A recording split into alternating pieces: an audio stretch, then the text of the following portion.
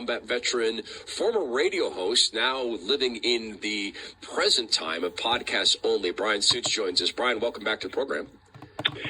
Thanks, Todd. It's been an ugly week, hasn't it?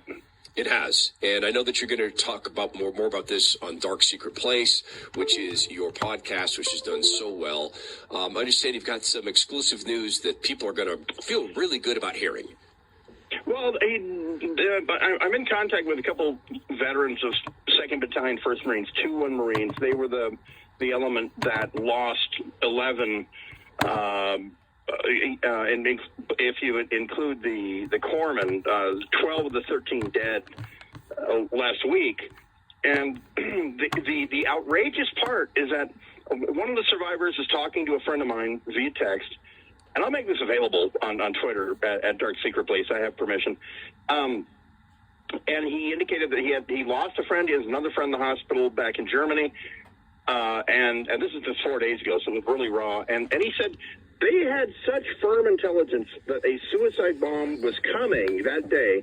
They had a description of the man, a description of the device, and then they had a countdown on their battalion and company radio net, and it got down to at 16:30 hours. At 4:30 Kabul time, the alert was on. It did arrive. The Taliban let him through. There's zero doubt about that, and he detonated at like 7:30 or 5:30 or 5:45, killing 13 Americans. It was that specific, and when I heard some there were some State Department people saying, well, no, the Taliban are mortal enemies of ISIS-K. Well, they both had one thing in common. ISIS just wanted to kill Americans and ruin the evacuation. The Taliban wanted to cease the hemorrhage of doctors and engineers and people that could run the dam and drive a bus and all that, and that's what was happening. And they had told us, hey, don't let the people with advanced degrees leave. We need them, because now suddenly we embrace expertise. They had a vested interest in that bomb getting through, and they did what they had to do. They let it through. So that's outrageous, and unfortunately, it's not going to go anywhere. That information's not going to go anywhere. But we're now in the middle of another lie, and the president's going to continue it today at whatever time he decides to wander behind the podium or whatever. And it's that they know the number of American citizens. This is not like Vietnam where we leave behind people who just want to come to America. No, the number of American citizens is easily over 1,000 that were left behind. And they have been, because it all happened so hastily, because our government didn't see it coming the way, I don't know, a podcaster radio talk show host did. And they didn't have, Afghanistan isn't Germany. You don't jump on the Autobahn. That's what we spent the last 20 years, battling.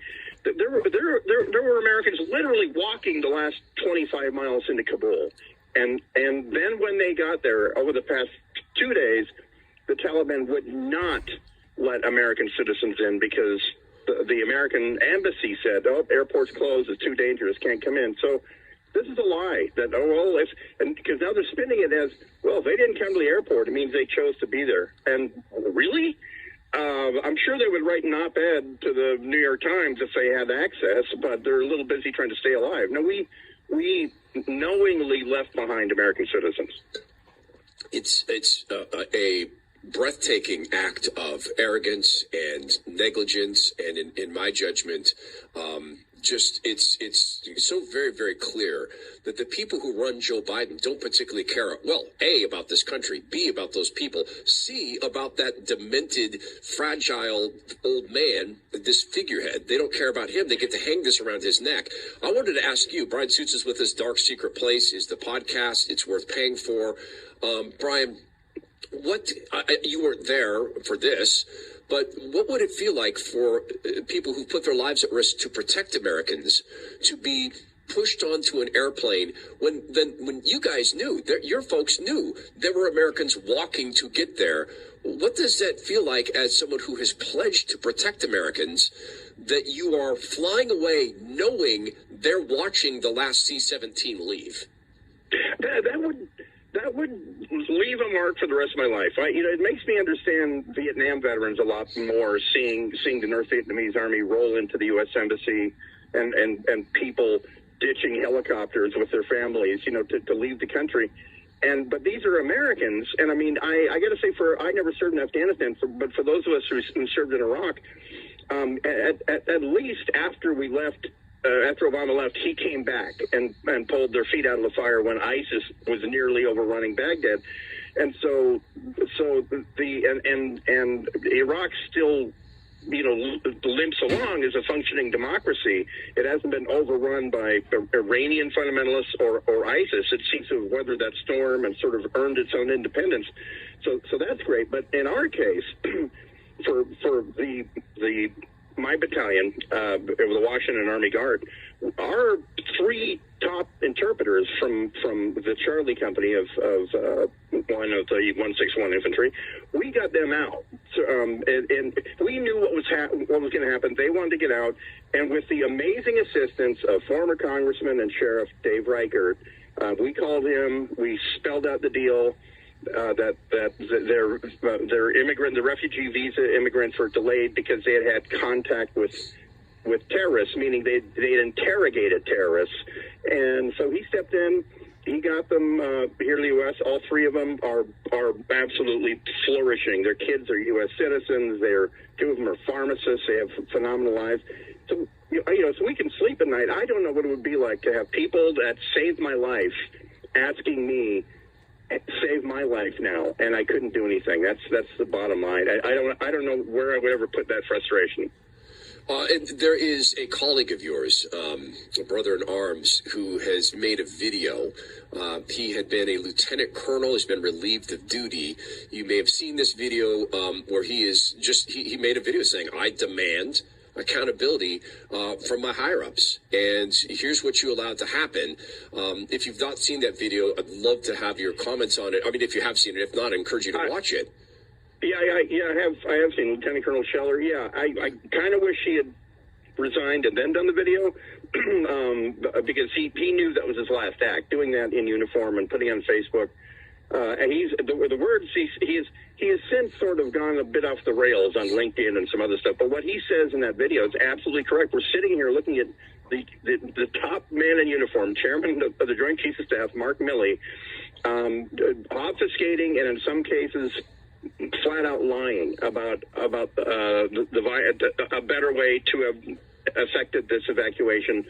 Lying to the press, and then I have to assume he lies to the president, or if he does tell the truth to the president makes bad choices, which he has for 50-some years. But no, there's a real lack of accountability, and what really sucks is that today the president is going to is going to sit there and backslap an attaboy, and he's going to say there's no other way we could have done this, and it was the greatest airlift in American history. And that's like calling the Bataan Death March the greatest display of cardio fitness in U.S. Army history. Or, I mean, that's insane. Yeah.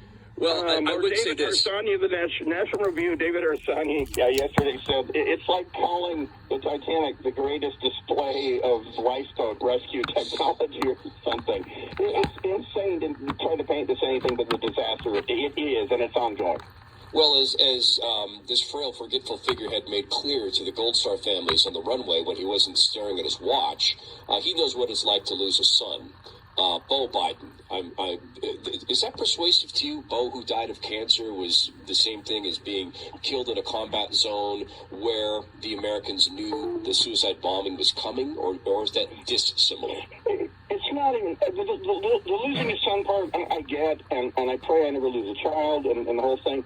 But then when he sort of conflates it with, he came back with aggressive brain cancer, and so many people did.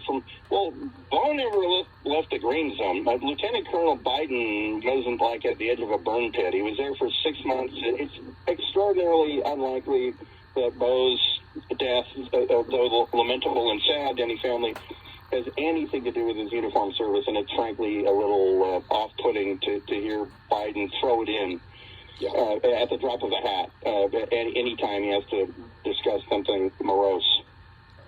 Agreed. How do people get to Dark Secret Place and pay you money to hear you speak?